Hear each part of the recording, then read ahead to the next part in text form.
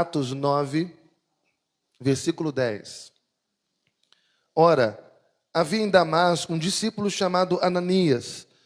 Disse-lhe o Senhor numa visão: Ananias, ao que respondeu: Eis-me aqui, Senhor.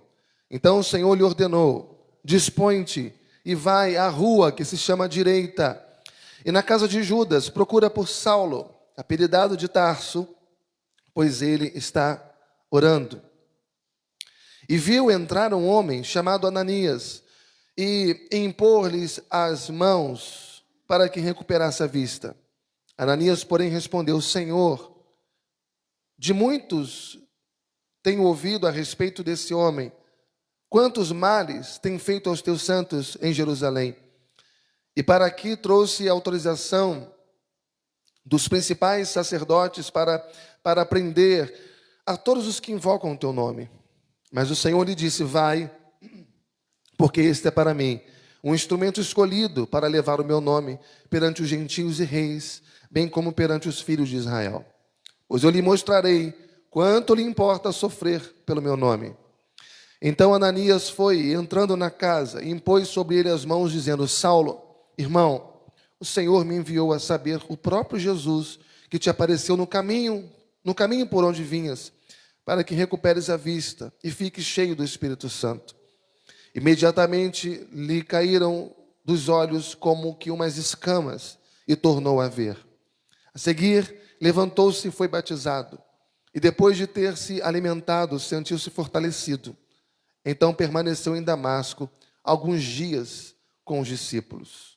E logo pregava nas sinagogas a Jesus, afirmando que este é o Filho de Deus. Senhor, como nós dependemos da Tua presença. Como a Tua presença é fundamental na nossa vida. Como a Tua palavra, Senhor, ela é poderosa para nos ajudar, para nos auxiliar, para nos trazer entendimento e compreensão. Nos ajuda, Senhor, a compreender quem nós somos em Ti. Nos ajuda, Senhor, para que a nossa vida cristã não seja uma vida superficial, para que a nossa vida cristã seja sólida, consistente, para que sejamos um vaso de honra na Tua presença e não um vaso de vergonha. É o que te pedimos, em nome de Jesus. Amém e amém. Glória a Deus. Tome o seu lugar. Obrigado.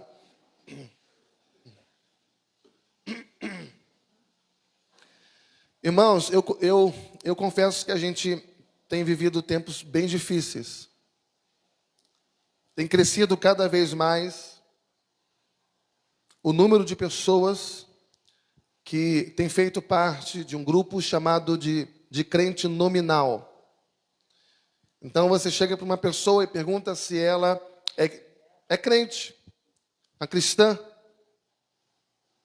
E aí ele vai dizer que é. E quando você vai ver a rotina, o histórico, simplesmente é uma pessoa que frequenta uma igreja sempre que pode. Vamos entender que, de uma certa forma, é um admirador de cultos, admirador da igreja, se sente bem no ambiente de culto, se sente bem no meio dos irmãos. Tem diminuído cada vez mais, à medida em que o tempo avança, à medida em que vamos nos aproximando do fim, em que deveríamos estar mais alicerçados, mais sólidos, mais enraizados, mais aprofundados na comunhão, na palavra.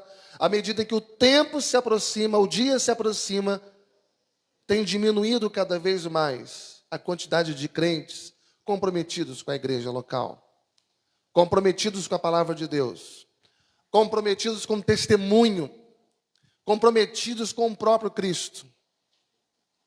A pergunta que eu faço nessa manhã, ao iniciar essa mensagem, é: o que é ser um cristão? O que é ser um cristão? Porque, às vezes, nós podemos ter opiniões diferentes. Ser cristão não é só frequentar a igreja. Não é ter simpatia pelos crentes. O que é ser cristão? Essa pergunta é pertinente, é importante. Que eu faça para mim mesmo, para ver se eu me enquadro naquilo que eu penso ser. Nós lemos aqui Atos no capítulo 9, fala sobre a conversão de Saulo. E quando nós olhamos a biografia do apóstolo Paulo, quando nós olhamos o testemunho do apóstolo Paulo, quando nós olhamos o início da vida cristã do apóstolo Paulo, a primeira coisa que eu penso em responder essa pergunta, o que é ser um cristão? A primeira coisa que eu penso em responder, que eu penso em definir, que eu penso em esmiuçar o conceito de ser crente, de ser servo de Deus, é que ser cristão é ser radical. Nós não podemos estar em cima do muro. Nós não podemos cochear entre dois pensamentos. Nós não podemos ter um coração dividido. Ou você é filho da luz, ou você é filho das trevas. Ou você é filho de Deus, ou você é filho do diabo. Mas se você é filho da luz, se você é filho de Deus, nós precisamos repensar a nossa vida cristã. Porque ela vai exigir uns predicados que tantas vezes nós estamos abrindo mão com o passar do tempo. Estamos em Atos no capítulo 9. E aqui está a história de um homem cuja vida foi mudada radicalmente. Ele não mudou algumas coisas, mas tudo foi mudado. E foi mudado por uma ação extrema e poderosa de Deus em sua vida. Nós conhecemos a história de Paulo. Ele era perseguidor, mas não é mais. Ele era um fariseu, e ele não é mais. Ele odiava Deus e o caminho, e ele não odeia mais. Ele era uma pessoa obcecada por matar os cristãos, e ele já não é mais. E ele era completamente perdido, e ele já não é mais. Ele era um homem que conhecia bem a lei, mas um mero religioso, e ele já não é mais. Ele teve uma mudança radical. Vamos entender um giro 180 graus. Estava indo para o norte, agora está indo para o sul. Completamente transformado no seu pensar, no seu agir, no seu falar, na sua postura, no seu meio, nas suas amizades, tudo. E por isso, ser cristão é ser tremendamente radical. Ou seja, é ser uma nova criatura. Nova criatura. É nascer de novo. É ser regenerado. É ser selado com o Espírito Santo. Ou seja, se eu me autodenomino um crente, preciso mudar a minha mentalidade, a minha postura, minhas palavras, minhas amizades, o meio em que eu estava inserido antes, minhas práticas. Então, se eu roubava, não roubo mais. Se eu mentia, não minto mais. Se adulterava, não adultera mais. Se prostituía, não prostitui mais. Se era consumidor de pornografia, já não é mais. Se vivia uma vida dissoluta, já não vive mais. Se vivia relaxadamente, descomprometidamente com Deus, agora já não é mais assim. Agora é disciplina. E a primeira coisa que o Espírito Santo faz quando entra na nossa vida é isso. É nos colocar dentro de um processo de transformação. Ainda que eu não me transforme de todo em 24 horas, mas eu estou dentro desse processo de santificação, de mudança, de transformação, e gradativamente eu vou sendo transformado, moldado pelas mãos de Deus. De tal maneira que daqui a um mês Eu já não sou mais como eu era hoje. Daqui a 6 meses, já não mais como eu era há um mês. Daqui a 1 ano, já não mais como eu era em 6 meses. Porque a nossa vida é uma vida de constante mudança, transformação para melhor. Somos conformados à imagem de Cristo à medida que nós avançamos na presença de Deus. Ou seja, é uma guinada completa. É uma guinada total na vida. Saulo sai de uma posição de nobre, uma posição elevadíssima, com tremendas responsabilidades, com uma fúria no coração para destruir os servos de Deus, matar as pessoas por puro prazer ou pretensão, a pretensão de com isso estar agradando a Deus. E por isso ser cristão exige uma mudança radical. Deus deu um tombo na vida de Saulo, para erguê-lo como Paulo e oferecer a ele uma nova proposta de vida. Porque ele não podia continuar como ele estava mais, na presença de Deus. Não é coerente você ter uma vida do mundo e agora que você supostamente está na presença de Deus, você continua com a mesma vida que você tinha antes. Com os mesmos vícios de antes. Com as mesmas manias de antes. Há de se questionar se realmente nós somos o que pensamos ser. Ser cristão não é apenas ser membro de igreja. Ser cristão não é apenas estudar a Bíblia. Ser cristão não é fazer um seminário teológico, ser um pastor ou um oficial da igreja. Ser cristão é ter uma vida totalmente transformada pelo Espírito Santo. Uma vida totalmente transformada pelo Espírito Santo. Como houve com Paulo. Paulo era catedrático da lei. Sabedor profundo do Antigo Testamento. Fariseu dos fariseus. Paulo era da tribo de Benjamim, o homem que sabia na ponta da língua os conceitos elevadíssimos sobre o Antigo Testamento. Mas ele não sabia nada sobre Jesus. Mas ele passou a saber. Passou a saber. Porque ele foi transformado. Ser cristão é ter uma vida transformada. Muda tudo. Muda as perspectivas. Muda as esperanças. Muda o ponto de vista, muda a mentalidade, muda o jeito, muda o modo de pensar, muda o modo de vestir, muda os prazeres, os desejos, os deleites. Muda o caminho em que se vai, muda tudo, muda o ideal que se tem, muda o poder que te mobiliza, que te impulsiona.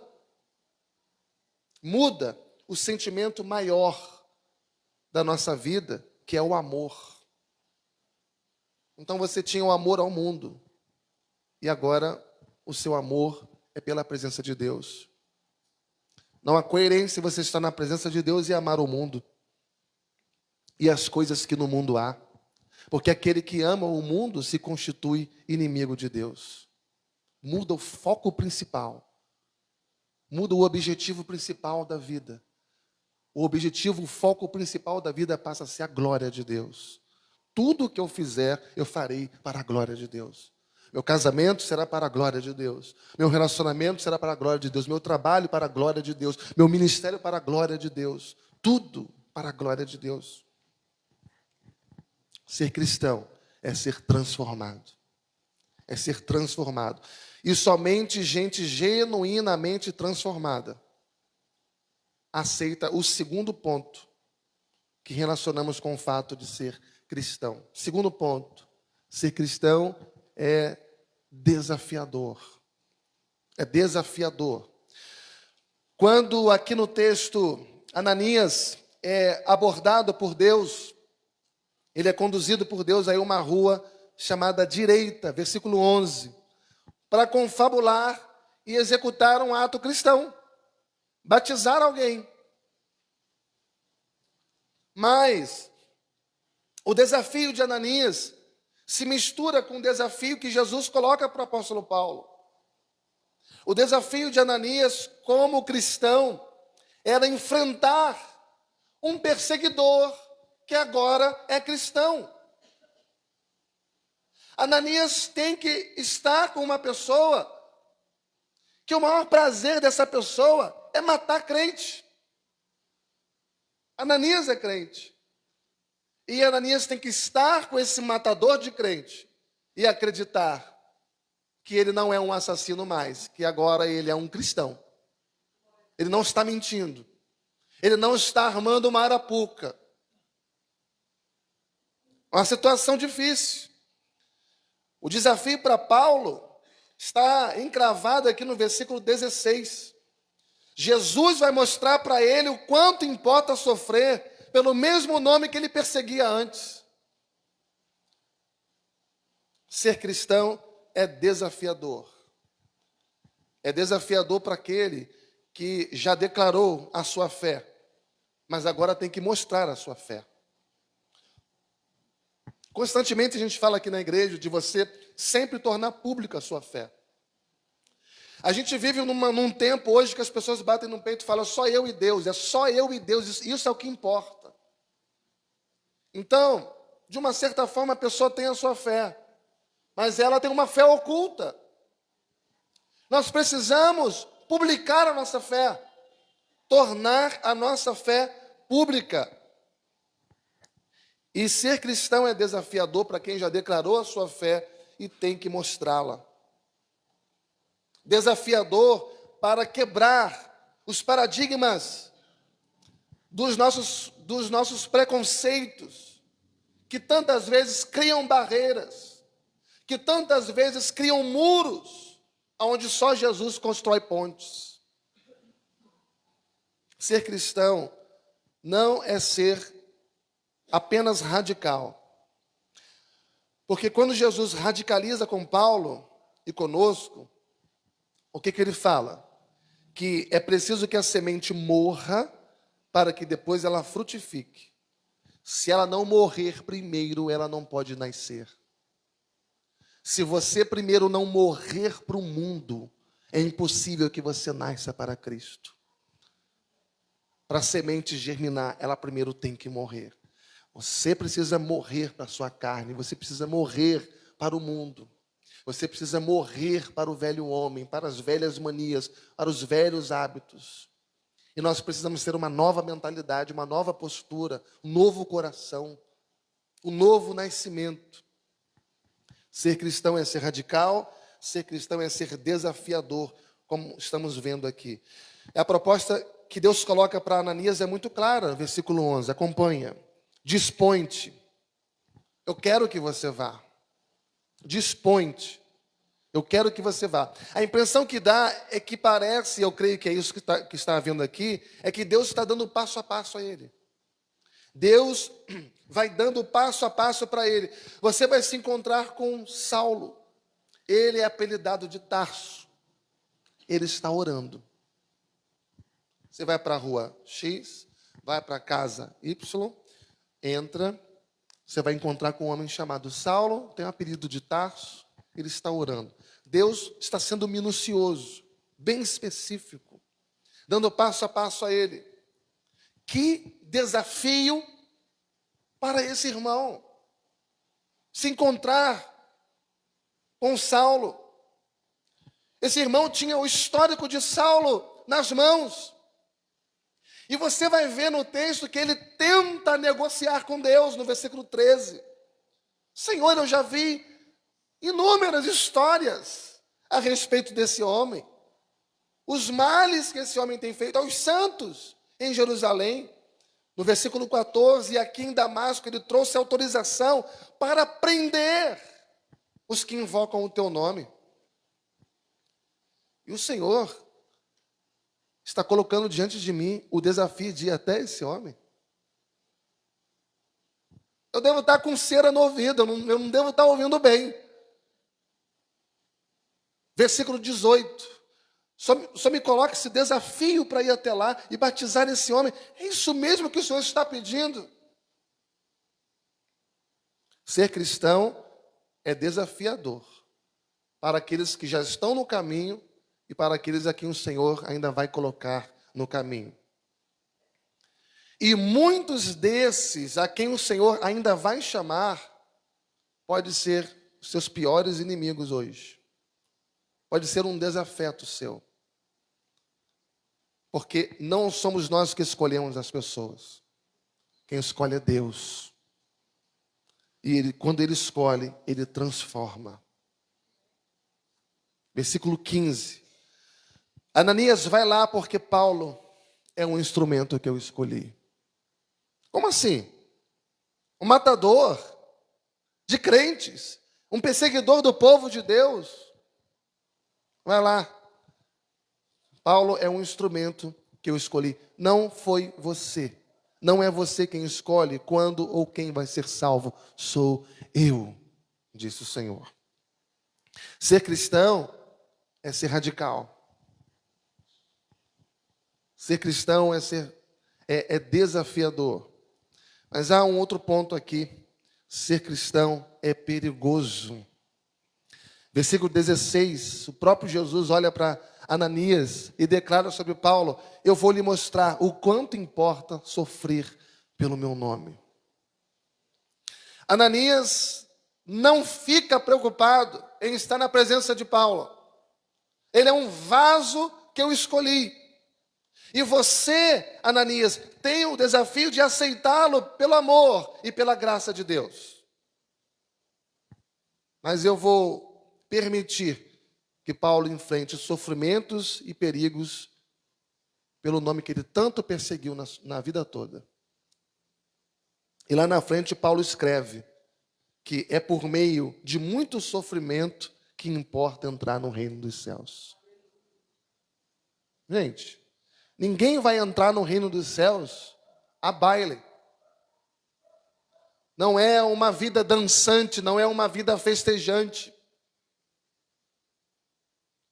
A tendência para o povo de Deus é que o cerco aperte cada vez mais. E vamos sendo espremidos. E à medida que vamos sendo espremidos, vamos sendo provados, melhorados espiritualmente, ainda que sofrendo na carne.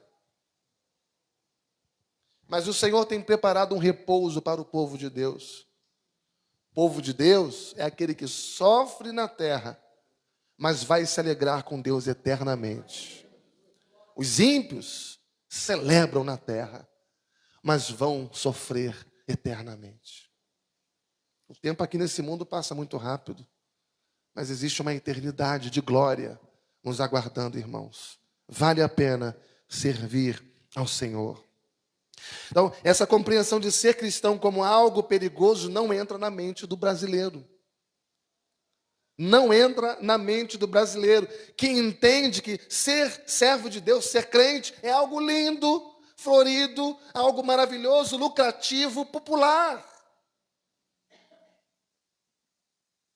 Essa é a mentalidade, principalmente nos dias de hoje.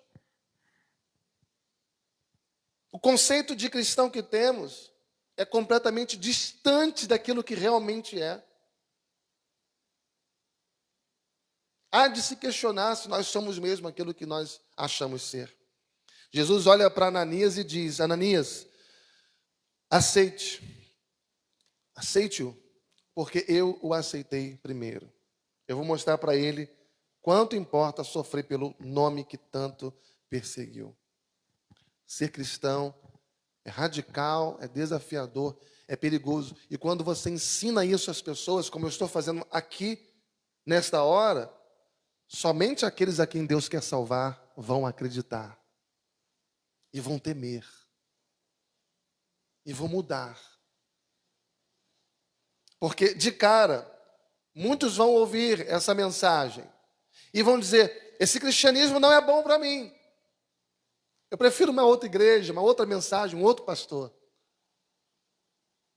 Essa teologia, essa mensagem não é boa para mim, porque eu quero uma palavra que me dê conforto. De certa forma, Deus dá. Depende daquilo que você espera. Aliás, na verdade, o evangelho ele tem uma dupla função. O evangelho tem uma dupla função. A primeira função do evangelho é confortar aquele que está perturbado. Confortar quem está perturbado. E a segunda função do evangelho é perturbar quem está confortável. Então, se você está perturbado, o evangelho vem para confortar você. E se você está confortável demais, o evangelho vem para perturbar você. Como aquele homem de Lucas, capítulo 12, versículo 20. Ele falou: eu tenho muitos bens. Eu tenho muitos bens para muitos anos. Eu direi à minha alma: descansa, come, bebe, folga. Eu tenho tudo o que eu preciso. Eu tenho uma vida equilibrada, uma vida estável. Não sou lá tão rico assim, mas está tudo tranquilo na minha vida hoje. Posso viver algum tempo bem, relativamente. E Jesus olha para esse homem e diz: louco, ainda esta noite pedirão a tua alma.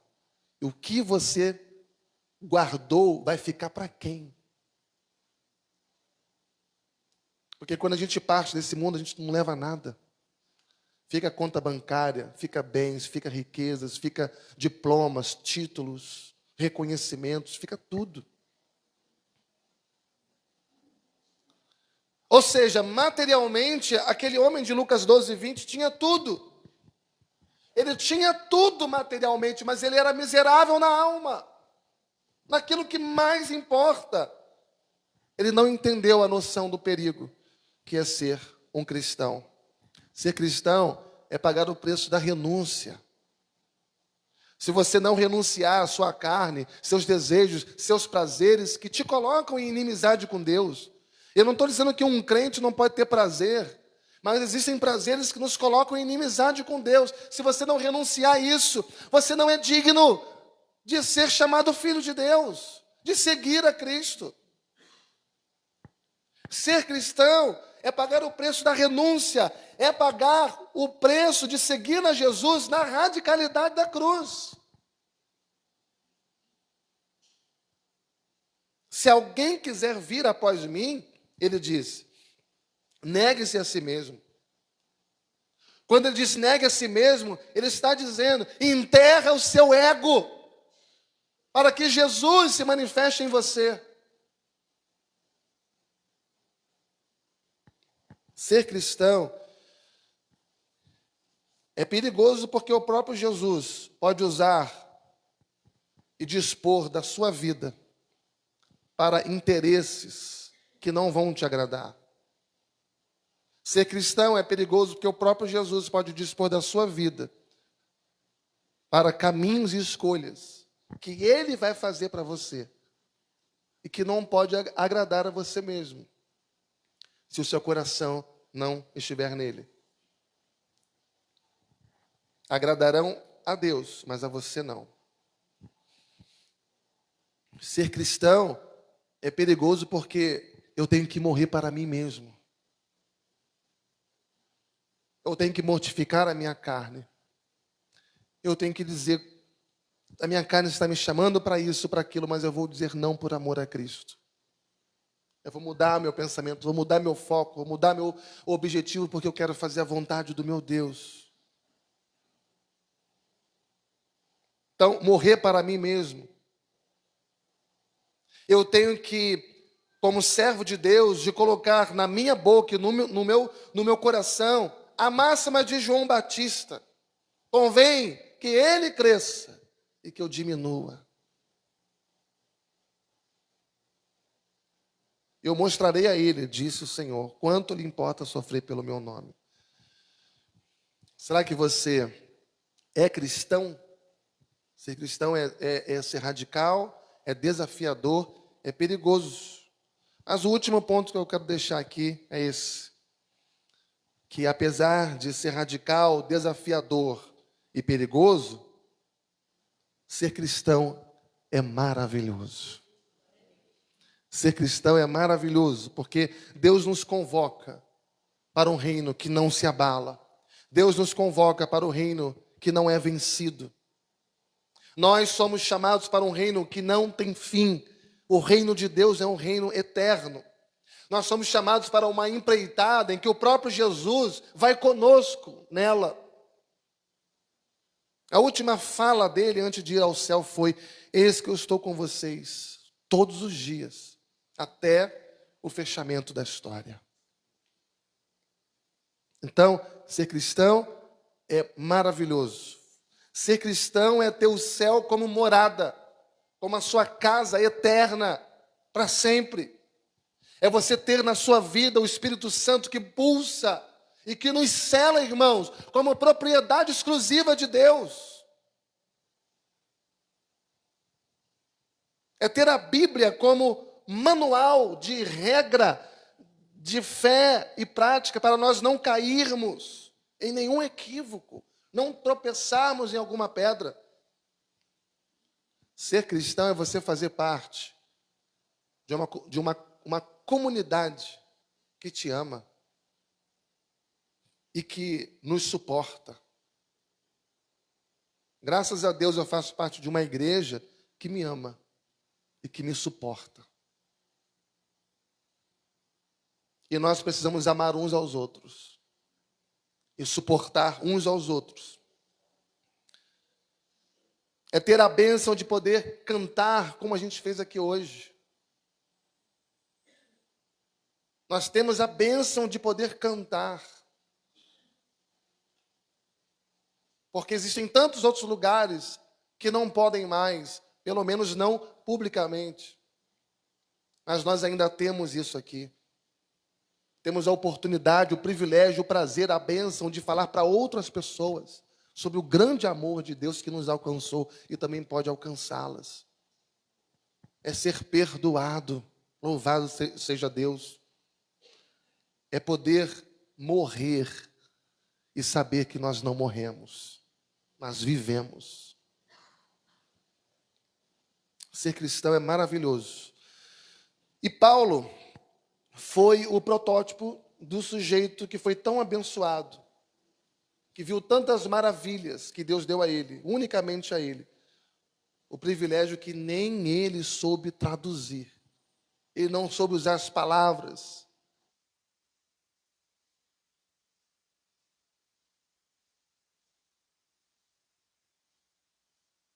Soube usar as palavras para explicar.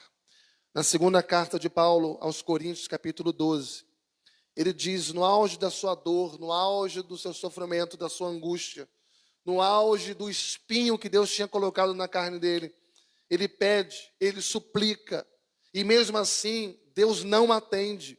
Senhor, tira de mim esse fardo, esse peso, tira de mim esse espinho, que eu não aguento isso na minha vida mais.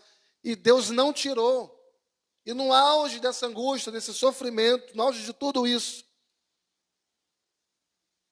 a Bíblia diz que ele foi levado ao terceiro céu. Ele diz, se no corpo ou fora do corpo, não sei. Mas eu vi coisas inefáveis que eu não consigo traduzir. Não consigo. Paulo era um homem completamente culto, erudito. Ele não conseguia traduzir aquilo que ele viu quando ele foi levado aos céus. De tão maravilhoso que era. Ser cristão é maravilhoso. Pelo céu que nos aguarda, que é o nosso destino.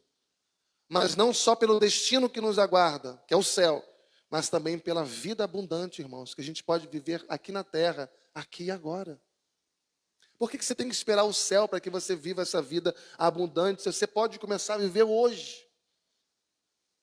Embora a plenitude será apenas no céu, mas em parte você pode começar a viver aqui e agora. Então, desfrutem disso. Desfrutem disso. Se você é servo de Deus, serva de Deus, viva como tal. Se a sua identidade é filho de Deus, honre a identidade que você tem. Que não foi você que adquiriu pelos seus próprios méritos, mas você teve a honra, o privilégio de receber gratuitamente de Deus em Cristo.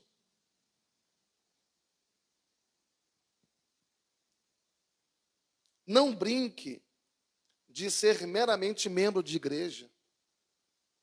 O pior engano que tem é o auto-engano. De você passar uma vida inteira achando que está abafando porque é membro de igreja. E no final das contas você perceber que aquilo ali não valeu de nada.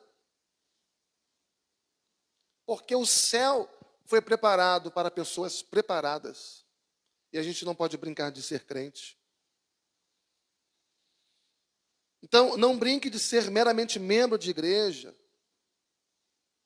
E aí acaba, de uma certa forma, usufruindo de um certo prazer de estar na igreja, de ouvir uma palavra, de orar, de estar na comunhão com os irmãos, achando que a vida é só isso, porque não é. Ser cristão é ser radical ao extremo. Ser cristão é desafiador ao extremo. Ser cristão é perigoso ao extremo. Ser cristão é maravilhoso ao extremo. Então, é você estar assentado nos lugares celestiais em Cristo. Será que isso vem à sua mente, na sua rotina, no seu dia a dia, no seu trabalho, quando você lida com os filhos, com a família, com as compras do mês, com o salário que recebe, com o trabalho que tem, com o ministério que exerce?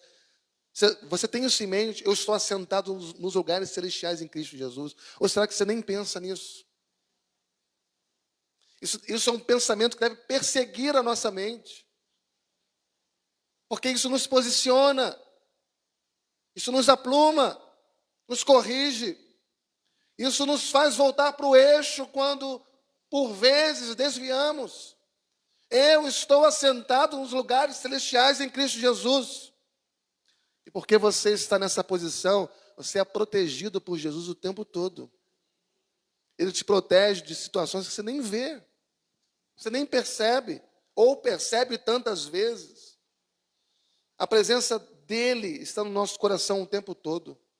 E você pode abrir o seu coração, você pode lamentar, você pode chorar, você pode pedir perdão, você pode pedir instrução o tempo todo, porque você está sendo ouvido pelo Senhor. Amém, irmãos? É maravilhoso morrer por causa dele, se necessário for. É maravilhoso quando alguém chega a esse nível de fé, a esse nível de maturidade, a esse nível de cristianismo, que, se necessário for, dispõe a entregar a própria vida por amor a Cristo. Sabe por quê? Porque muitos entregam as suas vidas ao tráfico. Como o Jefferson trouxe a palavra ontem, muitos dão a sua vida para um time de futebol. Muitos hoje estão em guerra, dando seu coração, sua vida, sua paz, em torno de partido político. Mas o que nós precisamos mesmo é dar a nossa vida por Jesus e para Jesus. A gente precisava usar essa capacidade que a gente tem de defender um partido político para defender a palavra de Deus. A capacidade que a gente teve nessas eleições de propagar a política e usar essa capacidade para propagar o evangelho. Isso é uma vergonha para a gente, como crente, que não é capaz de distribuir um versículo bíblico para alguém, mas foi capaz de distribuir diversas opiniões partidárias. Não conseguimos pegar a mensagem de um culto, que talvez naquele momento tenha sido abençoado para a gente, e compartilhar com as pessoas diversas, grupos diversos. Mas foi o que mais a gente fez agora nesses dias. Há de se questionar se nós realmente somos servos de Deus ou não. Muitos entregam suas vidas ao tráfico, muitos entregam suas vidas aos vícios, outros entregam suas vidas ao time de futebol, ou seja, irmãos, por coisas muito menores em relevância e importância. Mas e por Cristo? Não esperem que o mundo faça isso. Quem tem que fazer somos nós. Existem milhares e milhares de histórias no decorrer dos séculos que pessoas que revelam pessoas iguais a mim e iguais a você, que morreram por amor a Jesus. Morreram por amor a Jesus. Aliás, muitas delas morreram alegres, cantando, felizes. porque estavam morrendo por amor a Cristo. Foram perseguidos por causa do nome de Cristo e mortos. Eu me lembro de um pai da igreja chamado Policarpo de Esmirna. Ele foi bispo de Esmirna na época do apóstolo João. Foi perseguido por causa do evangelho. Foi perseguido por causa de Cristo. Foi colocado num tronco, a fogueira debaixo dos seus pés. Só que bateu um vento. Quando ele começou a ser queimado, o vento mudou de direção, impedindo que aquele fogo o consumisse plenamente. Ele falou: vira esse tronco, para que esse fogo me consuma completamente, porque o maior prazer da minha vida é morrer por amor a Cristo. Morreu cantando louvores a Deus. O quanto nós estamos perto de Policarpo de Esmirna. O quanto nós estamos longe dele. Isso é algo que nós precisamos despertar. E então revermos nosso próprio conceito de sermos cristãos. E por isso eu termino essa mensagem na intenção de desafiá-los, irmãos, a orarem pela nossa nação, orarem pelo nosso Brasil, que hoje está enfrentando um momento importantíssimo, e a descobrir o que temos feito com a liberdade que nos está sendo concedida. Conclamá-los a nunca deixar de orar pela igreja perseguida. São dezenas e dezenas e dezenas de países em que a liberdade de expressão, de culto a Deus foi tolhida. E nós temos a nossa liberdade de culto aqui. E muitas vezes nós negligenciamos. Eu sou cristão de verdade? Há um radicalismo na minha vida? Eu tenho aceito os desafios de ser um cristão?